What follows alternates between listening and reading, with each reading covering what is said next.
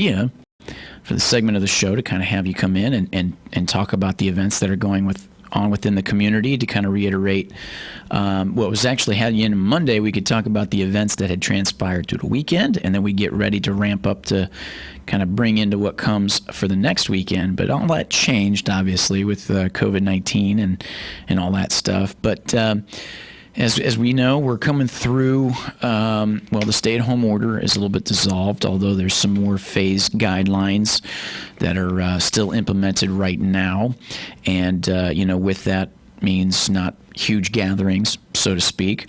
But we thought I'd turn it over to you and see what information you've got to share with the listeners. Well, we were talking a little bit before the break about Mother's Day and how Mother's Day is coming up. And Hires Baxley knows that Mother's Day is a fun holiday for those of us who have our mothers with us. And for those of us that have endured a loss there, it's a time for reflection and appreciation and celebrating their life and their impact on you.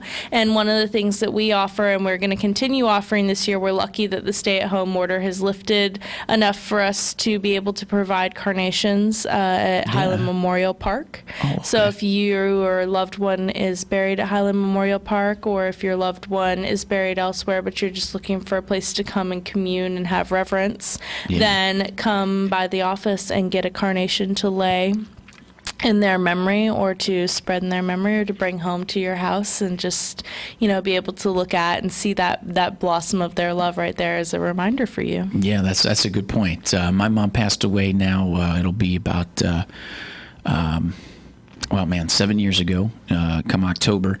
And it's one of those days that it's kind of comfortable. I would say my sister would feel the same way, where, like you said, a little reflection. It's a day that you can actually feel comfortable feeling emotionally involved about the memories and stuff like that, without kind of still trying to get on with your day-to-day and all this stuff, or look back and be like, it's actually a nice day to just kind of relax in the thought of how things used to be, so to speak, and then thinking about her. And then I still got my grandmother, which we're going to give her a call and stuff too, and maybe some flowers out that direction to her. Oh, man, the grandmothers. Yeah. The grandmothers are every bit as important. Every bit as important, and you could probably agree with me on this one, every bit as more patient than probably your regular mother. Yeah. Because like the stories you hear from your mother talking about your grandmother, it's like, man, they used to get at it. Yeah. And then you're like, how? My grandmother is so sweet. She's so nice to me. But that's the dynamic. That's the interesting thing about grandmothers.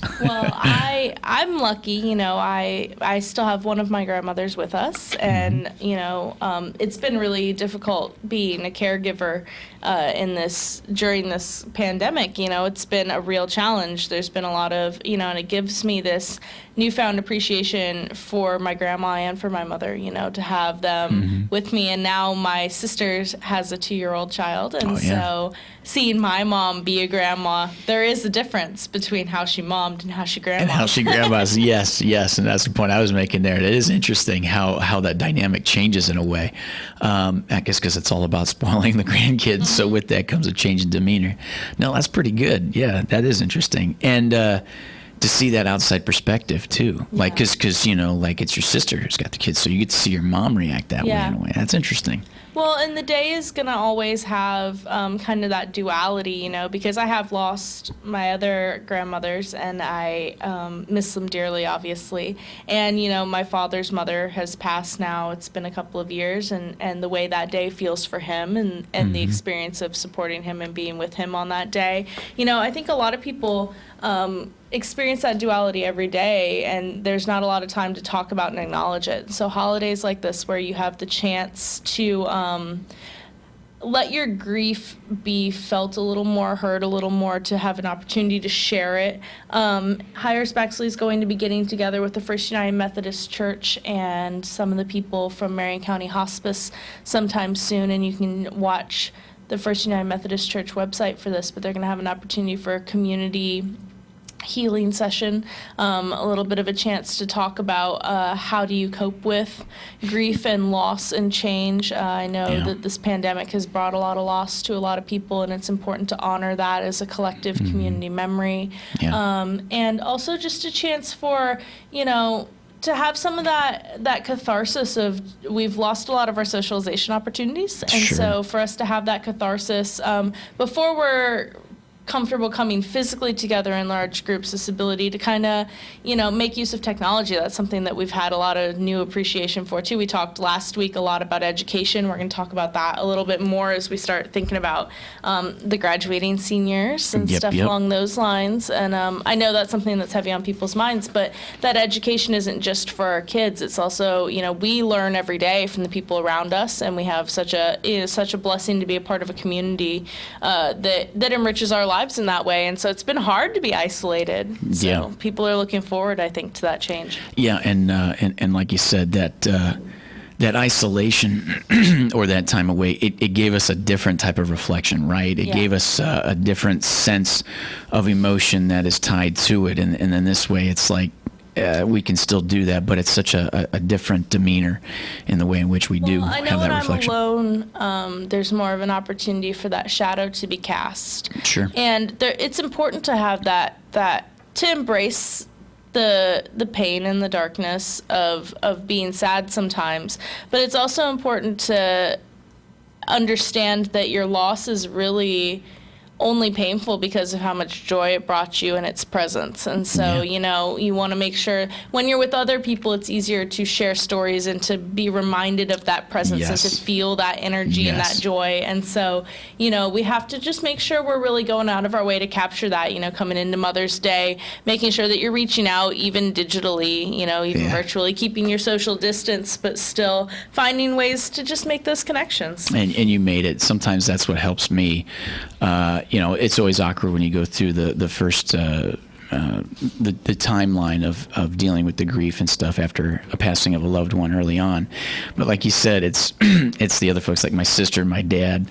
Like, I do a really good impression of my mother, like really good. Now, it does sound like my grandmother too, but I've gotten to a point where I can say the certain things that I know my mom would in those situations, and it doesn't do me justice if I do the impression by myself. Yeah. It's when I'm doing it to Nobody else them or gets it. doing it for them. Absolutely. Yeah. And it gives you that gratification instantly when I get them to smile or laugh about something we know she would say, and in that moment, she's with us. Yeah. Which is really cool. It's a beautiful thing. Yeah, it's pretty neat. So that, looking forward to a little bit. But with that, like we talked about Mother's Day, is there anything else that we know that's coming up in Well, the? one of the big ones that's been on people's mind is graduation. Yeah. Are seniors going to have that moment in the sun Yeah. to share with their family? Because, it is a labor of love for a family, too, to have to get that child across the stage. Yeah.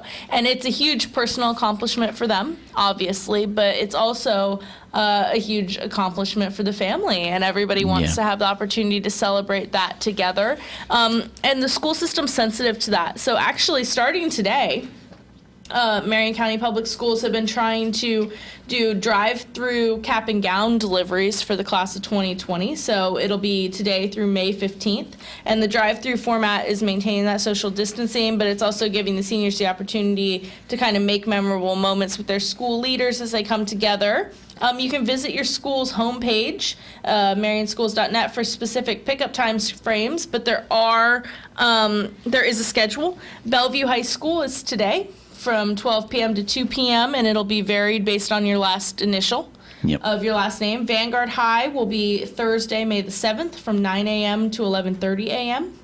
Dunellen High School will be Tuesday, May the 12th from 12 p.m. to 2 p.m. Lake Weir High School will be Tuesday, May the 12th from 5 p.m. to 7 p.m. North Marion High School will be Thursday, May the 14th from 9 a.m. to 11:30 a.m. Forest High School will be Friday, May the 15th from 9 a.m. to 12 p.m. Westport High School, their students will receive cap and gowns through the mail. And it will hold its drive-through event for senior signs in yearbooks, et cetera, in the near future. They are looking at finding a way to host a graduation ceremony. Yes. So On that, I think they were talking about the high school graduation ceremonies should be finalized Thursday. School board members and district leaders are committed to honoring the classes, like we said, of 2020 with in-person recognition built around, obviously, the safe social distancing. Specific details, including the dates and times, are forthcoming. But I think once Thursday wraps around, that'll be something that we'll be able to provide here at the source on Friday when we know more of those dates and those specific times. Yeah. But that is a priority of theirs, and they made it a point to point that out. Yeah, that'll be really good. And June 1st, as people know, I think it's going to be the last day of school for students. So hang in there. You know, you've made it more than halfway through your distance learning experience for this year. And, That's right. You know, we talked a lot last week about some strategies for distance learning and about how there were going to be interim progress reports that we're finalizing last week. And so all of that will be digital. So, if, you know, check your students skyward, look and see what their grades look like now. Most teachers are accepting late assignments. And so, you know, if you notice there are some things missing and that interim grade doesn't look how you want it, the interim grade does not affect their GPA. The interim grade is just a reminder. So go ahead and check out what they need to be doing. Make sure that you're keeping your finger on the pulse of that. You know, help your child monitor that and, you know, reward them if they're doing what they're supposed to be doing. And if there's some gaps, you've still got time to fill them. Absolutely. One of the things, too, is I think they're calling it MAP, the Marion County After-School Programs.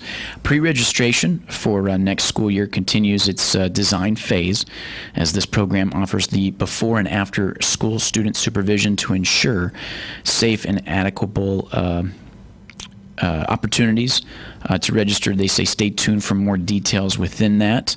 And then, of course, they bring up, like you were talking about, with the student progress reports. The other thing is with Marion County Public Schools employees, return to the hybrid work model today, meaning some will report for duty to regular work location while others will continue to work from home. They say employees unable to work for personal reasons can take advantage of the Family Medical Care Leaves Act for personal and sick time. So there's going to be some people there at the school who are still working from home altogether. And there's going to be textbook returns. If you checked out a Chromebook, for use during your digital learning, there's going to be returns for that as well. So watch your school website. Keep an eye on those dates and times because, you know, a lot of kids, they didn't come back from spring break, so they brought home all their textbooks and everything, all their school supplies, and, you know, some of those are property of the school, going to need to be returned. There's going to be an expectation for that, and they're working on sanitation procedures for those after they get them in. Right. Oh man, good stuff. Now, one of the things I want to mention, as I love reading this tally, let's mention the numbers here. As it completed on Friday, its 6th week for the operation of the Grab and Go meal service. It was that morning that 5,160 students received 10,320 breakfast and lunch meals. And just to reiterate how important it is, and I've been seeing more stuff come through the advertisements on television nationally, outside of our county and state, but nationwide, to make it aware that with not having school, that there's a lot of kids that miss out on those meals, and the different fundraiser events that take place to do what they can, and that's on a national level. But we've been doing it here at the local level, and since March 24th, our own district has delivered and handed out nearly 277,679 meals. Which is just incredible, as they're going to continue to do so, including 21 schools that prepare and deliver to 140 plus locations as that continues on. That's one of those things that is vitally important. We've talked about that before, there, Lean, and everything else. I know that'll be running through June 1st. I haven't yet read anything about what the plan is for continuance of meal provision during the summer. Right. But one of the things that I've mentioned before on this program and that I'd want to reiterate is, our friends at Interfaith Alliance, they do Interfaith Emergency Services does so much for so many people. Yeah. And one of the gaps that they fill is they do those weekend meal programs for students. They help with backpacks of food for summertime and for longer breaks and holidays where the schools aren't filling that need. And they are in desperate need of donations, of Yes. food donations. So now that things are relaxing a little bit, the restrictions at the grocery store are relaxing a little bit, think of our friends at Interfaith and donate to them, because they are doing really important, really critical work, supporting a lot of people in need in our community. Yeah, absolutely. We bring them up. What we do every Thursday with Veterans News, they bring them up and have mentioned too. So yeah, the interfaith, that's a huge one there. And what's the website people can go to look up? Yeah, the Community Foundation. Okay. The Community Foundation is a wonderful nonprofit that supports other nonprofits. That's their mission. Right. And the Community Foundation website, if you were to visit that, they have a list of all the nonprofits in town and what their immediate needs are, what kind of donations they're looking for. And so you can scroll through and see those programs that touch your life and touch your heart, and make sure that you're helping them get the things that they critically need. Absolutely. Now, with that, too, just still on the subject of schools, it says with the information given to us that summer school plans continue development. Students typically attend by invitation only due to the academic progress or credit extended school year. This will also be offered on a virtual basis to students. They say that as it's offered on the virtual basis to students with exceptional needs, summertime drivers education classes have been canceled because of the safe social distancing is not possible. And they say for more details on the summer school programs, they'll be announced within the coming weeks. As like we mentioned, you said June 1st, and then a lot of people are like, well, what's the expectation of summer school then thereafter? So they say stay tuned for more information as they're working on that too. So Marion County Public Schools is got a lot of irons in the fire right now because there's a lot going on for it. And I know a lot of people think, it's close to the end of the school year, that's about it. But there's still a lot of people working hard to get the information out there. And you need to have a voice in that too. The Florida Department of Education has launched a educational impact survey. Mm-hmm. I strongly suggest you go on. All the answers are anonymous. It doesn't ask for any personal information, but what they want to know is how is this experience impacting people? How can they do better, be better, move forward, and make sure everything is just being maximally effective for our students? And it's great that we have teachers and staff who are so motivated to make sure that our students are taken care of.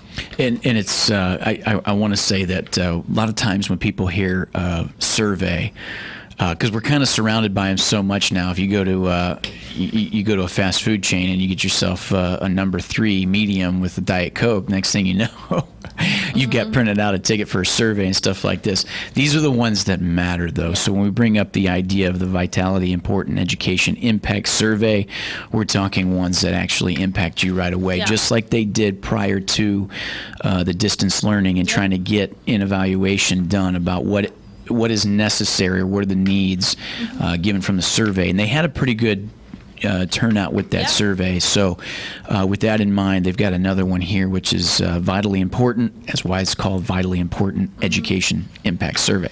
Well, and I know that there are criticisms and praise to go around these kinds of transitions, having to turn on a hairpin and make it happen.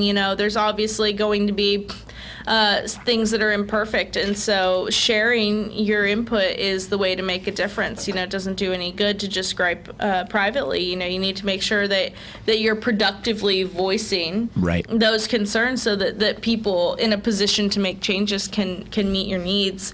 The other thing is school enrollment. I know that if your child's changing schools, if you're new to our community, it is being handled on a case-by-case office within the school choice office. So you need to, even if your child's enrolling in VPK, pre-kindergarten, then you need to make an appointment, because you can't just go down to the school now, So you need to make yourself an appointment and make sure that your enrollment gets completed and stuff in a timely fashion. I believe that's beginning after May 4th sometime. Right. Call your school, set an appointment.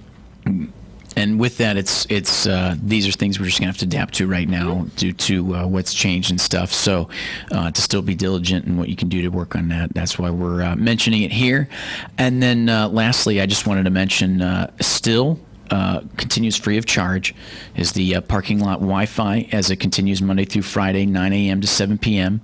at the schools listed here with Bellevue Middle, Denellen High, Forest High, Fort McCoy, Horizon Academy, Marion Oaks, Lake Weir Middle, North Marion High, North Marion Middle, Vanguard, and Westport High, where they say users simply drive into the parking lot and log in, and they can access the learning materials.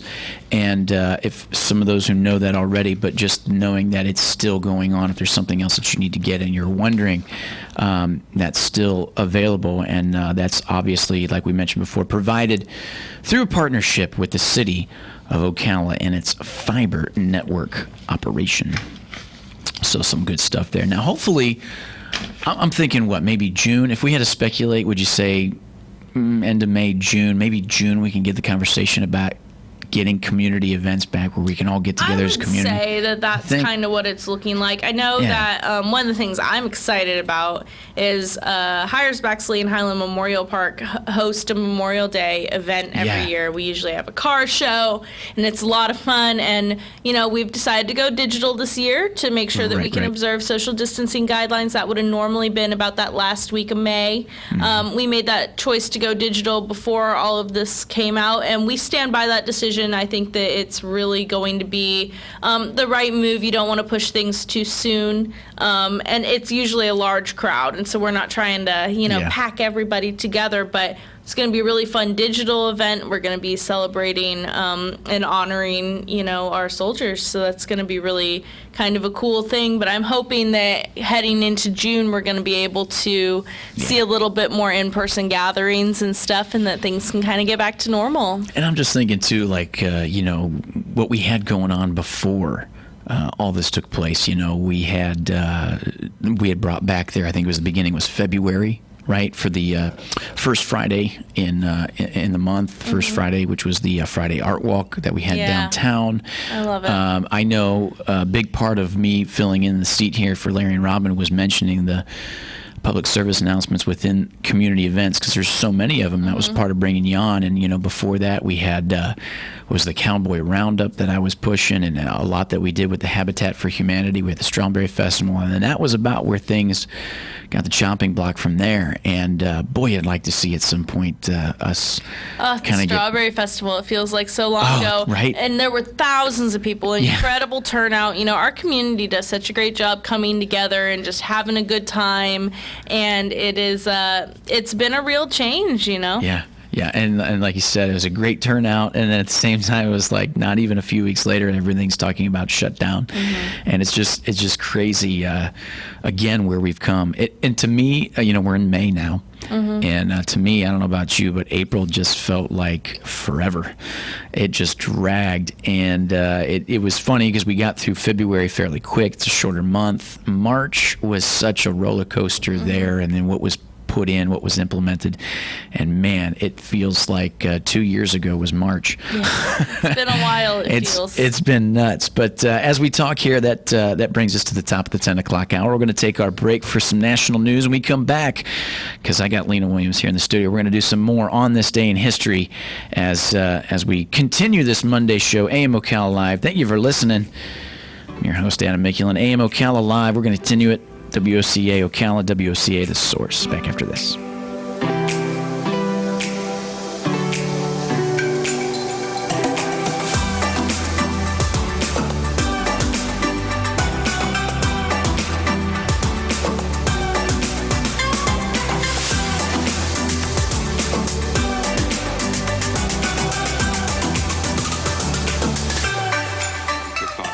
President Trump says he thinks we'll have a coronavirus vaccine by the end of the year, and he tells Fox about balancing public safety and regrowing the economy. I think you can really have it both ways. I think a lot of people want to go back. They just want to go back. You see it every day. You see demonstrations all over the country, and those are meaningful demonstrations. It's big stuff. But you also have some people that are very scared. The Supreme Court today starts hearing oral arguments by telephone for the first time ever because of the virus, and there's a new international effort to fight COVID-19. A group of countries countries, including Britain, France, Japan, Saudi Arabia and Canada, plus the European Union, holding talks today seeking to raise an initial $8 billion for coronavirus research.